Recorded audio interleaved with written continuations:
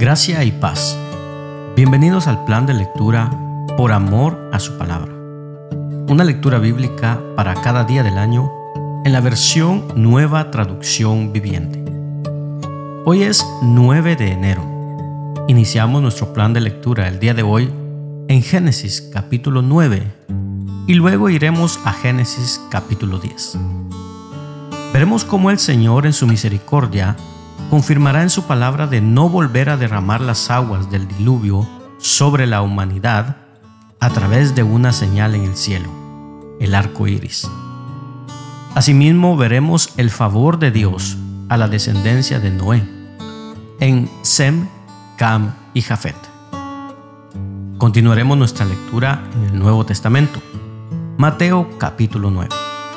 Seguimos viendo a nuestro Señor Jesucristo manifestando su gracia a la humanidad, sanando toda clase de enfermedades y llamando a algunos a seguirle. Regresaremos al Antiguo Testamento, al libro del testimonio del regreso de la cautividad, Esdras capítulo 9. Veremos el quebranto de Esdras en oración, al saber que el pueblo se ha contaminado con prácticas impías al casarse con mujeres incrédulas. Culminaremos nuestra lectura el día de hoy en el libro histórico del Nuevo Testamento, Hechos de los Apóstoles, capítulo 9. En este capítulo veremos cómo el Señor derribará al suelo al violento perseguidor de la iglesia y lo convertirá en una herramienta para su gloria, en la conversión de Saulo de Tarso. Veremos asimismo cómo el Señor usa en sanidades al apóstol Pedro. Y así damos inicio en Génesis capítulo 9. Escuchemos. Después Dios bendijo a Noé y a sus hijos y les dijo: sean fructíferos y multiplíquense, llenen la tierra. Todos los animales de la tierra, todas las aves del cielo, todos los animales pequeños que corren por el suelo y todos los peces del mar tendrán temor y terror de ustedes. Yo los he puesto bajo su autoridad. Se los he dado a ustedes como alimento, como les he dado también los granos y las verduras. Pero nunca deben comer de ninguna carne con su vida, es decir, que aún tenga sangre. Yo exigiré la sangre de cualquiera que le quite la vida a otra persona. Si un animal salvaje mata a una persona, ese animal debe morir. Y cualquiera que asesine a otro ser humano debe morir. Si alguien quita una vida humana, la vida de esa persona también será quitada por manos humanas. Pues Dios hizo a los seres humanos a su propia imagen. Ahora sean fructíferos y multiplíquense, y vuelvan a poblar la tierra. Entonces Dios les dijo a Noé y a sus hijos: ahora mismo yo confirmo mi pacto con ustedes y con sus descendientes, y con todos los animales que estuvieron en el barco con ustedes, las aves, los animales domésticos y todos los animales salvajes, con toda criatura viviente sobre la tierra. Sí, yo confirmo mi pacto con ustedes. Nunca más las aguas de un diluvio matarán a todas las criaturas vivientes. Nunca más un diluvio destruirá la tierra. Entonces Dios dijo: les doy una señal de mi pacto con ustedes y con todas las criaturas vivientes, para todas las generaciones futuras. He puesto mi arco iris en las nubes. Esa es la señal de mi pacto con ustedes y con toda la tierra. Cuando envíe nubes sobre la tierra, el arco iris aparecerá en las nubes, y yo me acordaré de mi pacto con ustedes y con todas las criaturas vivientes. Nunca más las aguas de un diluvio volverán a destruir a todos los seres vivos. Cuando yo vea el arco iris en las nubes, me acordaré del pacto eterno entre Dios y toda criatura viviente sobre la tierra. Entonces Dios le dijo a Noé: este arco iris es la señal del pacto que yo confirmo con todas las criaturas de la tierra. Los hijos de Noé que salieron del barco con su padre fueron Sem, Cam y Jafet. Cam es el padre de Canaán. De estos tres hijos de Noé provienen todas las personas que ahora pueblan la tierra. Después del diluvio, Noé comenzó a cultivar la tierra y plantó un viñedo. Cierto día, bebió del vino que había hecho y se emborrachó, y estaba recostado y desnudo dentro de su carpa. Cam, el padre de Canaán, vio que su padre estaba desnudo y salió a contárselo a sus hermanos. Entonces Sem y Jafet tomaron un manto, se lo pusieron sobre los hombros y entraron a espaldas a la carpa para cubrir a su padre. Mientras lo hacían, miraban para otro lado a fin de no ver a su padre desnudo. Cuando Noé despertó de su estupor, se enteró de lo que había hecho Cam, su hijo menor. Entonces maldijo a Canaán, el hijo de Cam. Maldito sea Canaán, que sea el más inferior de los siervos para con sus familiares. Entonces dijo Noé: Bendito sea el Señor, Dios de Sem, y sea Canaán su siervo.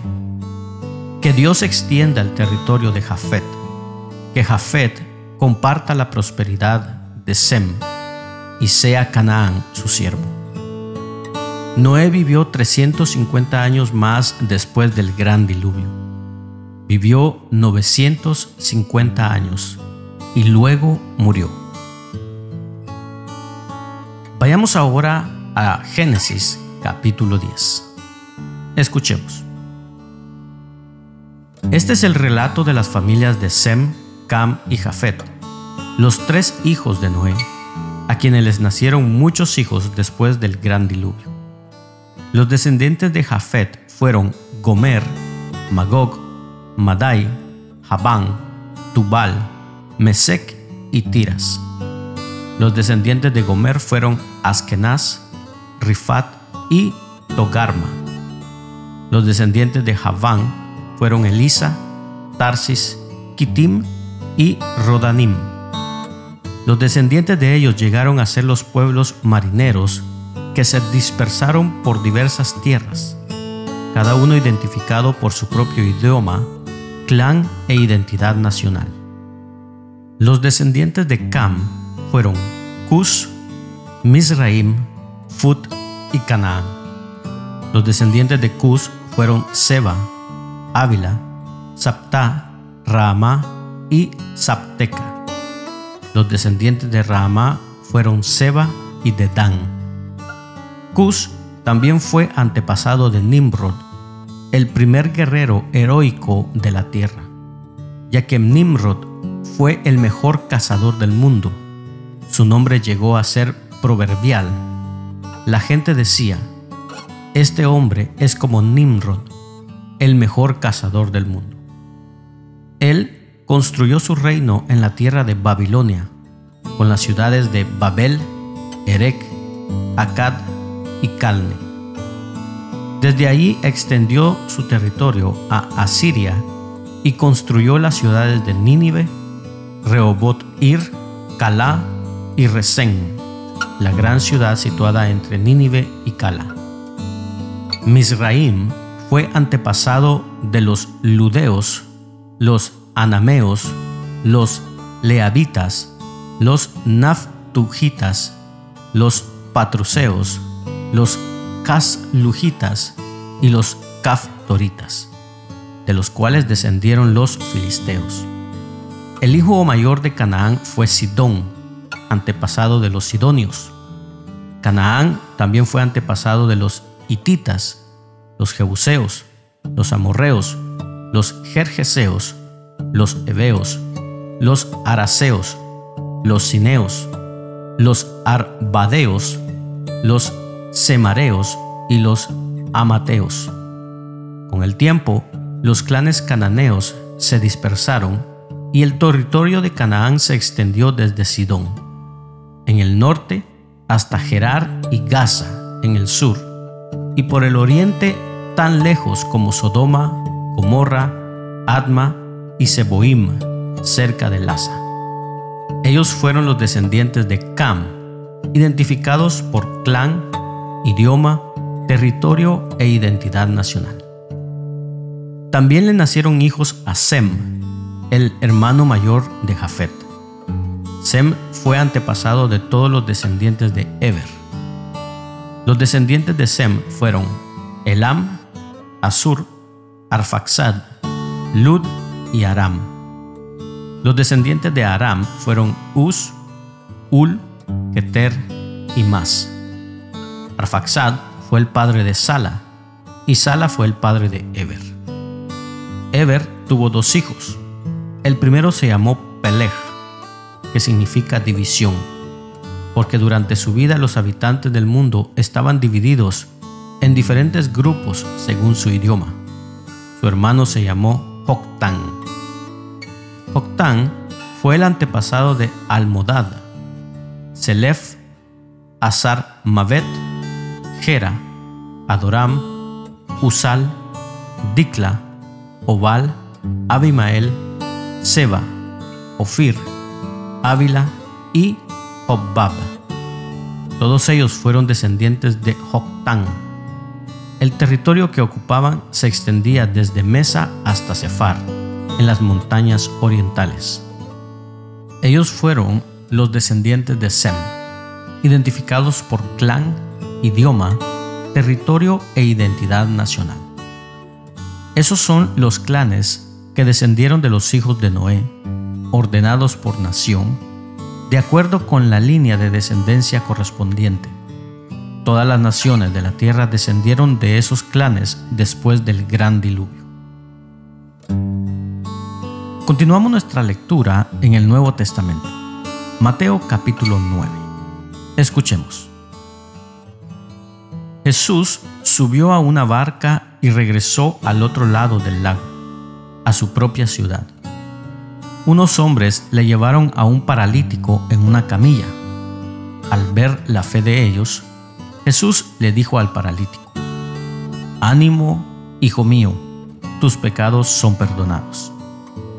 Entonces, algunos de los maestros de la ley religiosa decían en su interior: «Es una blasfemia. ¿Acaso se cree que es Dios?». Jesús sabía lo que ellos estaban pensando, así que les preguntó: ¿por qué tienen pensamientos tan malvados en el corazón? ¿Qué es más fácil decir: tus pecados son perdonados, o ponte de pie y camina?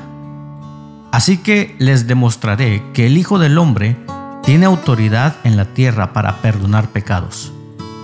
Entonces Jesús miró al paralítico y dijo: ponte de pie, toma tu camilla y vete a tu casa. El hombre se levantó de un salto y se fue a su casa. Al ver esto, el temor se apoderó de la multitud y alabaron a Dios por darles semejante autoridad a los seres humanos. Mientras caminaba, Jesús vio a un hombre llamado Mateo sentado en su cabina de cobrador de impuestos. «Sígueme y sé mi discípulo», le dijo Jesús. Entonces Mateo se levantó y lo siguió. Más tarde, Mateo invitó a Jesús y a sus discípulos a una cena en su casa, junto con muchos cobradores de impuestos y otros pecadores de mala fama. Cuando los fariseos vieron esto, preguntaron a los discípulos: ¿por qué su maestro come con semejante escoria? Cuando Jesús los oyó, les dijo: la gente sana no necesita médico, los enfermos sí. Luego añadió: ahora vayan y aprendan el significado de la siguiente escritura. Quiero que tengan compasión, no que ofrezcan sacrificios. Pues no he venido a llamar a los que se creen justos, sino a los que saben que son pecadores. Un día, los discípulos de Juan el Bautista se acercaron a Jesús y le preguntaron: ¿por qué tus discípulos no ayunan como lo hacemos nosotros y los fariseos? Jesús respondió: ¿Acaso los invitados de una boda están de luto mientras festejan con el novio? Por supuesto que no, pero un día el novio será llevado y entonces sí ayunarán. Además, ¿a quién se le ocurriría remendar una prenda vieja con tela nueva? Pues el remedio nuevo encogería y se desprendería de la tela vieja, lo cual dejaría una rotura aún mayor que la anterior. Y nadie pone vino nuevo en cueros viejos, pues los cueros viejos se reventarían por la presión y el vino se derramaría, y los cueros quedarían arruinados. El vino nuevo se guarda en cueros nuevos para preservar a ambos. Mientras Jesús decía estas cosas, el líder de una sinagoga se le acercó y se arrodilló delante de él. «Mi hija acaba de morir», le dijo, «pero tú puedes traerla nuevamente a la vida solo con venir y poner tu mano sobre ella». Entonces Jesús y sus discípulos se levantaron y fueron con él. Justo en ese momento, una mujer, quien hacía 12 años que sufría de una hemorragia continua, se le acercó por detrás. Tocó el fleco de la túnica de Jesús, porque pensó: si tan solo toco su túnica, quedaré sana. Jesús se dio vuelta y cuando la vio le dijo: «Ánimo, hija, tu fe te ha sanado». Y la mujer quedó sana en ese instante. Cuando Jesús llegó a la casa del oficial, vio a una ruidosa multitud y escuchó la música del funeral. «Salgan de aquí», les dijo. «La niña no está muerta, solo duerme». Pero la gente se rió de él. Sin embargo, una vez que hicieron salir a todos, Jesús entró y tomó la mano de la niña, y ella se puso de pie. La noticia de este milagro corrió por toda la región. Cuando Jesús salió de la casa de la niña, lo siguieron 2 hombres ciegos, quienes gritaban: «Hijo de David, ten compasión de nosotros». Entraron directamente a la casa donde Jesús se hospedaba, y él les preguntó: «¿Creen que puedo darles la vista?». «Sí, Señor», le dijeron, «lo creemos». Entonces él les tocó los ojos y dijo: «Debido a su fe, así se hará». Entonces sus ojos se abrieron y pudieron ver. Jesús les advirtió severamente: «No se lo cuenten a nadie». Pero ellos, en cambio, salieron e hicieron correr su fama por toda la región. Cuando se fueron, un hombre que no podía hablar, poseído por un demonio, fue llevado a Jesús. Entonces Jesús expulsó al demonio y después el hombre comenzó a hablar. Las multitudes quedaron asombradas. «Jamás sucedió algo así en Israel», exclamaron. Sin embargo, los fariseos dijeron: «Puede expulsar demonios porque el príncipe de los demonios le da poder». Jesús recorrió todas las ciudades y aldeas de esa región, enseñando en las sinagogas y anunciando la buena noticia acerca del reino, y sanaba toda clase de enfermedades y dolencias. Cuando vio a las multitudes, les tuvo compasión, porque estaban confundidas y desamparadas, como ovejas sin pastor. A sus discípulos les dijo: «La cosecha es grande, pero los obreros son pocos. Así que oren al Señor que está a cargo de la cosecha. Pídanle que envíe más obreros a sus campos». Regresamos al Antiguo Testamento, al libro de Esdras, capítulo 9. Veamos el quebranto de Esdras en oración a causa de su pueblo.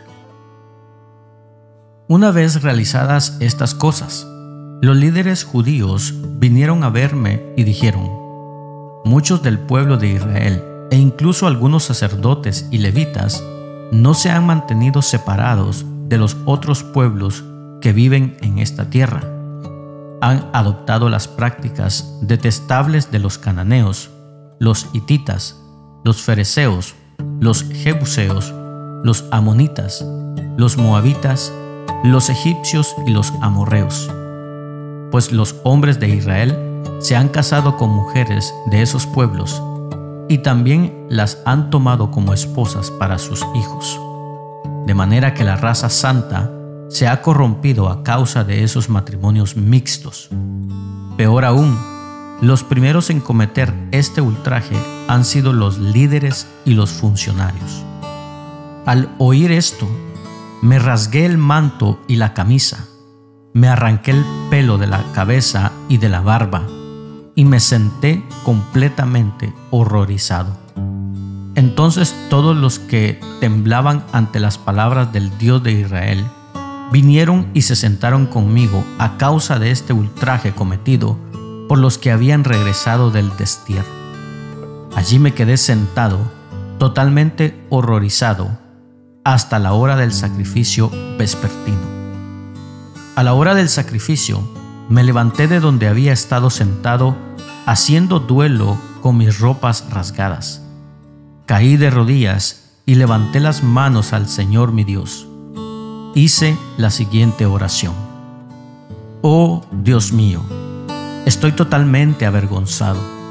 Me da vergüenza elevar mi rostro a ti, pues nuestros pecados se han amontonado tanto que son más altos que nosotros, y nuestra culpa llega a los cielos. Desde el tiempo de nuestros antepasados hasta el día de hoy, hemos vivido sumergidos en el pecado. Por esa razón, nosotros, nuestros reyes y nuestros sacerdotes, hemos estado a merced de los reyes paganos de la tierra. Nos han matado, capturado, robado y deshonrado, tal como estamos hoy. Sin embargo, ahora se nos concedió un breve momento de gracia, porque el Señor nuestro Dios ha permitido que unos cuantos de nosotros sobreviviéramos como un remanente. Él nos ha dado seguridad en este lugar santo. Nuestro Dios nos ha iluminado los ojos y nos ha concedido un poco de alivio de nuestra esclavitud, pues éramos esclavos, pero en su amor inagotable, nuestro Dios no nos abandonó en nuestra esclavitud. Por el contrario, hizo que los reyes de Persia nos trataran favorablemente. Él nos dio nuevas fuerzas para que pudiéramos reconstruir el templo de nuestro Dios y reparar las ruinas. Nos dio una muralla de protección en Judá y en Jerusalén. Ahora, Dios nuestro, ¿qué podemos decir después de semejantes cosas? Pues una vez más hemos abandonado tus mandatos. Tus siervos, los profetas, nos advirtieron cuando dijeron: la tierra en la que están a punto de entrar y poseer está totalmente contaminada por las prácticas detestables de los pueblos que la habitan. De un extremo al otro, la tierra está llena de corrupción. No permitan que sus hijas se casen con los hijos de ellos. No tomen a las hijas de ellos como esposas para sus hijos. Jamás promuevan la paz y la prosperidad para esas naciones. Si ustedes siguen estas instrucciones, serán fuertes y disfrutarán de las buenas cosas que la tierra produce, y dejarán esta prosperidad como herencia a sus hijos para siempre. Ahora somos castigados por nuestra perversión y nuestra gran culpa, pero en realidad el castigo que recibimos es mucho menor de lo que merecemos, porque tú, Dios nuestro, has permitido que algunos de nosotros sobreviviéramos como un remanente. Sin embargo, aún así, otra vez estamos quebrantando tus mandatos y nos estamos casando con personas que cometen esos actos detestables. ¿Acaso no será suficiente tu enojo para destruirnos, para que ni aún este pequeño remanente sobreviva? Oh Señor, Dios de Israel, tú eres justo. Nos acercamos a ti con nuestra culpa, sin ser más que un remanente que ha escapado. Aunque en semejante condición ninguno de nosotros puede estar en tu presencia. Culminamos nuestra lectura el día de hoy en el libro histórico del Nuevo Testamento, Hechos de los Apóstoles, capítulo 9, y escuchemos cómo el violento perseguidor de la iglesia es derribado al suelo y convertido al Señor. Mientras tanto, Saulo pronunciaba amenazas en cada palabra y estaba ansioso por matar a los seguidores del Señor. Así que acudió al sumo sacerdote. Le pidió cartas dirigidas a las sinagogas de Damasco para solicitarles su cooperación en el arresto de los seguidores del camino que se encontraban ahí. Su intención era llevarlos, a hombres y mujeres por igual, de regreso a Jerusalén encadenados. Al acercarse a Damasco para cumplir esa misión, una luz del cielo de repente brilló alrededor de él. Saulo cayó al suelo y oyó una voz que le decía: «Saulo, Saulo, ¿por qué me persigues?» «¿Quién eres, Señor?», preguntó Saulo. «Yo soy Jesús, a quien tú persigues», contestó la voz. «Ahora levántate, entra en la ciudad y se te dirá lo que debes hacer». Los hombres que estaban con Saulo se quedaron mudos, porque oían el sonido de una voz, pero no veían a nadie. Saulo se levantó del suelo, pero cuando abrió los ojos, estaba ciego. Entonces sus acompañantes lo llevaron de la mano hasta Damasco. Permaneció allí, ciego, durante 3 días, sin comer ni beber. Ahora bien, había un creyente en Damasco llamado Ananías. El Señor le habló en una visión. Lo llamó. «Ananías». «Sí, Señor», respondió. El Señor le dijo: «Ve a la calle llamada Derecha, a la casa de Judas. Cuando llegues, pregunta por un hombre de Tarso que se llama Saulo. En este momento, él está orando. Le he mostrado en visión a un hombre llamado Ananías que entra y pone las manos sobre él para que recobre la vista». «Pero Señor», exclamó Ananías, «he oído a mucha gente hablar de las cosas terribles que ese hombre les ha hecho a los creyentes en Jerusalén. Además, tiene la autorización de los sacerdotes principales para arrestar a todos los que invocan tu nombre». El Señor le dijo: «Ve, porque él es mi instrumento elegido para llevar mi mensaje a los gentiles y a reyes, como también al pueblo de Israel, y le voy a mostrar cuánto debe sufrir por mi nombre». Así que Ananías fue y encontró a Saulo, puso sus manos sobre él y dijo: «Hermano Saulo, el Señor Jesús, quien se te apareció en el camino, me ha enviado para que recobres la vista y seas lleno del Espíritu Santo». Al instante, algo como escamas cayó de los ojos de Saulo y recobró la vista. Luego se levantó y fue bautizado. Después comió algo y recuperó las fuerzas. Saulo se quedó unos días con los creyentes en Damasco y enseguida comenzó a predicar acerca de Jesús en las sinagogas, diciendo: «Él es verdaderamente el Hijo de Dios». Todos los que lo oían quedaban asombrados. ¿No es este el mismo hombre que causó tantos estragos entre los seguidores de Jesús en Jerusalén?, se preguntaban. ¿Y no llegó aquí para arrestarlos y llevarlos encadenados ante los sacerdotes principales? La predicación de Saulo se hacía cada vez más poderosa, y los judíos de Damasco no podían refutar las pruebas de que Jesús de verdad era el Mesías. Poco tiempo después, unos judíos conspiraron para matarlo. Día y noche vigilaban la puerta de la ciudad para poder asesinarlo, pero a Saulo se le informó acerca del complot.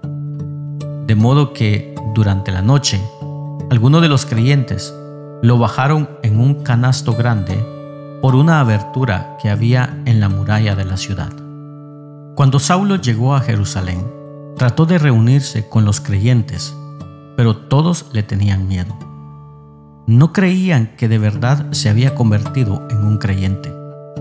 Entonces Bernabé se lo llevó a los apóstoles y les contó cómo Saulo había visto al Señor en el camino a Damasco y cómo el Señor le había hablado a Saulo. También les dijo que en Damasco Saulo había predicado con valentía en el nombre de Jesús. Así que Saulo se quedó con los apóstoles y los acompañó por toda Jerusalén, predicando con valor en el nombre del Señor. Debatió con algunos judíos que hablaban griego, pero ellos trataron de matarlo. Cuando los creyentes se enteraron, lo llevaron a Cesarea y lo enviaron a Tarso, su ciudad natal. La iglesia entonces tuvo paz por toda Judea, Galilea y Samaria. Se fortalecía y los creyentes vivían en el temor del Señor. Y, con la ayuda del Espíritu Santo, también creció en número. Mientras tanto, Pedro viajaba de un lugar a otro y descendió a visitar a los creyentes en la ciudad de Lida. Allí conoció a un hombre llamado Eneas, quien estaba paralizado y postrado en cama hacía 8 años. Pedro le dijo: Eneas, Jesucristo te sana. Levántate y enrolla tu camilla. Al instante fue sanado. Entonces todos los habitantes de Lida y Sarón vieron a Eneas caminando y se convirtieron al Señor. Había una creyente en Jope que se llamaba Tabita, que en griego es Dorcas. Ella siempre hacía buenas acciones a los demás y ayudaba a los pobres. En esos días se enfermó y murió. Lavaron el cuerpo para el entierro y lo pusieron en un cuarto de la planta alta. Pero los creyentes habían oído que Pedro estaba cerca, en Lida. Entonces mandaron a 2 hombres a suplicarle: por favor, ven tan pronto como puedas. Así que Pedro regresó con ellos y, tan pronto como llegó, lo llevaron al cuarto de la planta alta. El cuarto estaba lleno de viudas que lloraban y le mostraban a Pedro las túnicas y demás ropa que Dorcas les había hecho. Pero Pedro les pidió a todos que salieran del cuarto. Luego se arrodilló y oró. Volviéndose hacia el cuerpo, dijo: Tabita, levántate. Y ella abrió los ojos. Cuando vio a Pedro, se sentó. Él le dio la mano y la ayudó a levantarse. Después llamó a las viudas y a todos los creyentes y la presentó viva. Las noticias corrieron por toda la ciudad y muchos creyeron en el Señor. Y Pedro se quedó mucho tiempo en Jope, viviendo con Simón, un curtidor de pieles. De esta manera concluye la lectura del día de hoy. Rogamos a Dios que sea de bendición a tu vida. Puedes compartirlo con tus amigos y familiares. No te pierdas el día de mañana este plan de lectura por amor a su palabra. Síguenos en nuestras redes sociales. Tengas un bendecido día. Y recordamos las palabras de Jesús: yo soy el camino, la verdad y la vida. Por lo tanto, no hay camino, no hay verdad y no hay vida sino en Jesús.